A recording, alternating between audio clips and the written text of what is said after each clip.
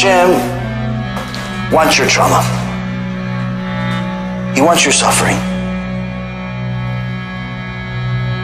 I'll give you a raya.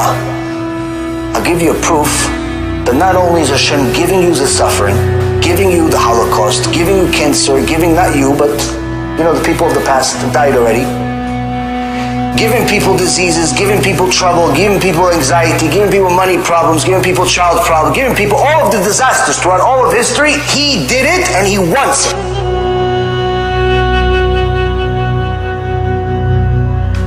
Not because He's a monster, but because He loves you and He knows that's the tool that's going to build you or break you.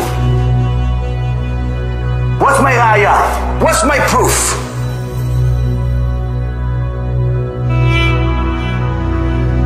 Adam Rishoni. What do you know about him? He lived over 900 years, 930 years he lived. Did it mention that the Malachim were doing a barbecue for him? No, that's the Gemara. Did it mention that he was a giant, he was so big and beautiful? No, doesn't mention in the Torah. That's the Gemara.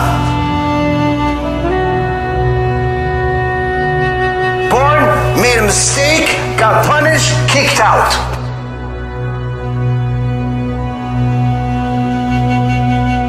Noach, 600 years we waited to meet him. 600 years he lived before we met him. We heard about it, he was born. Fast forward 600 years, and then there's the flood. What happened for 600 years? You must have done something.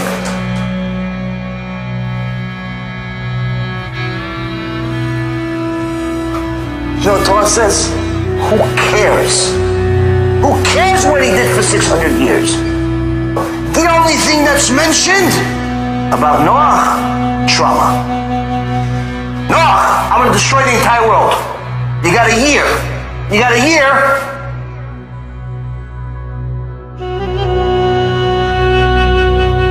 Okay, went through hell, built this thing, everyone was making fun of him. He saw the entire world destroyed in front of his eyes. He saw people melt. He saw the whole world destroyed to nothing. If that's not trauma, okay, let's go inside the ark. What happened in the ark? The lion hit him, and he suffered the entire year he was in the ark. He suffered the entire time to the extent where he was spitting blood. Spitting blood in the ark.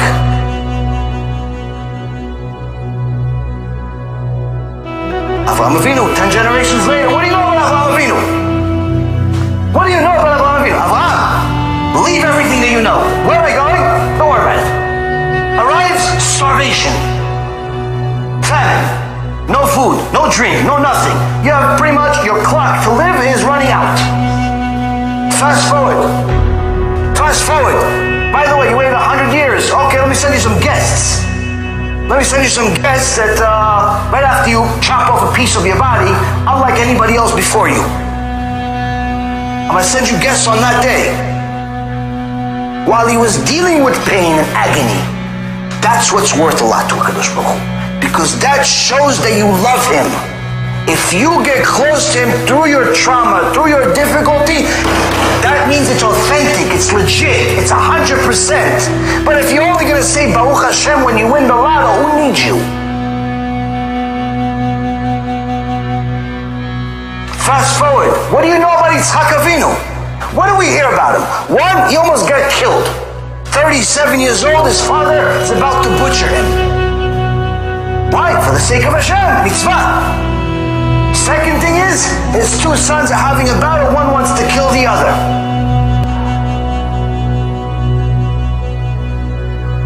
Yaakov, oh Hashem Yirachem, what a life. What a life. His brother tries to kill him. On top of that, he arrives at the #1 gangster's house in the world who cheats him for 21 years. How come you don't hear about all the good he had?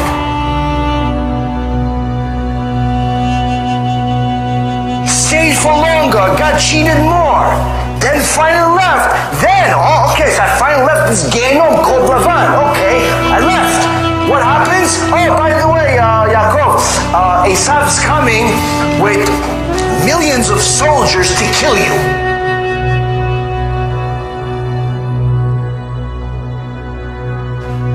What else do we know about Yaakov? Oh, by the way, Yosef, his favorite son, dies but doesn't die. That's the life of Yaakov Avinu. Moshe Rabbeinu, before he even reached a half-a-year-old, they already tried to kill him. He had to live at the Satan's house, Paro. Then finally he comes back, gets thrown in jail by his father-in-law for 10 years. If that's not enough, he finally goes to Am Yisrael to go help them. What happens? They all curse him and yell at him. Why'd you bring us all this disaster? And they don't stop. That's the life of Moshe Rabbeinu. That's what we know about Moshe Rabbeinu. You don't have a single verse in the Torah that tells you Moshe Rabbeinu went on vacation, had a good time, had some time off, relaxed by the pool. There's nothing in the Torah that's not about trauma.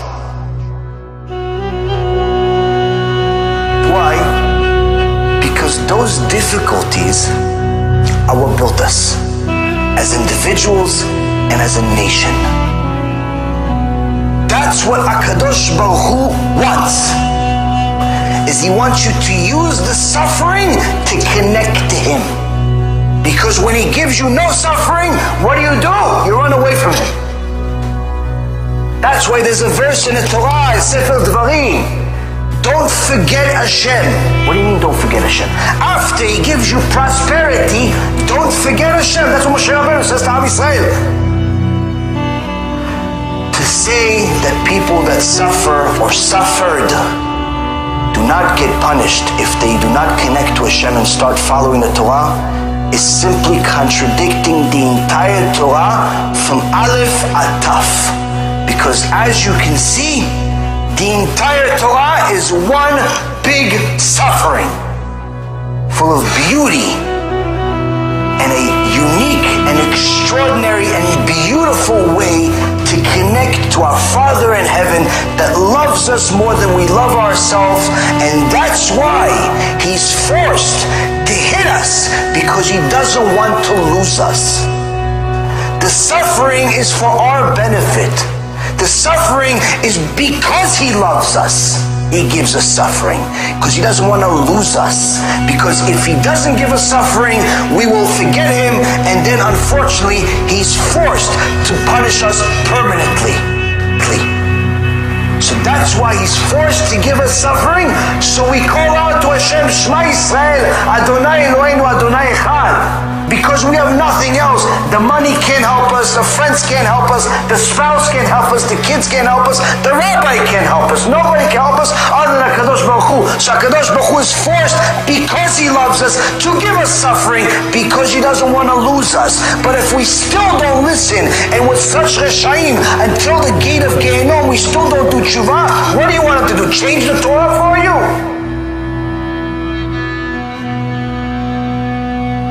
Because that means that he has to become a liar to all of the others that did keep his Torah and mitzvot. And he's not going to do that, because his signature is emet. His signature is emet. He cannot lie even if he wants to. He cannot change even if he wants to. He's so glorious and so magnificent and so unlimited that he's limited himself to not be able to change. But Baruch Hashem that you learned the truth today. Baruch Hashem that we learned the truth together today. Because now you'll know how to treat suffering from this point on. If it's suffering, it's difficult for me, that means Hashem wants my attention. That means Hashem wants to connect to me even deeper. HaKadosh Baruch Hu loves us, but he also has rules.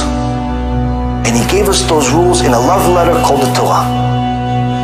That Torah is full of suffering, but also it tells you, if you overcome the suffering and you listen to the instructions and use that suffering to connect to me, you will be like one of the people that I wrote inside the Torah. You'll be like Adam Rishon. You'll be like Noach. You'll be like Avraham, Yitzchak, Yaakov, Moshe, Aaron, David, Shlomo. All the righteous people. Why? They suffered. They're in Gan Eden. Because they connected to me through the suffering. You do the same, you'll be in Gan Eden too. Be'ezrat Hashem, this realigns our minds to the straight path, to the path of Emet, and gets us on the path to get to Gan Eden.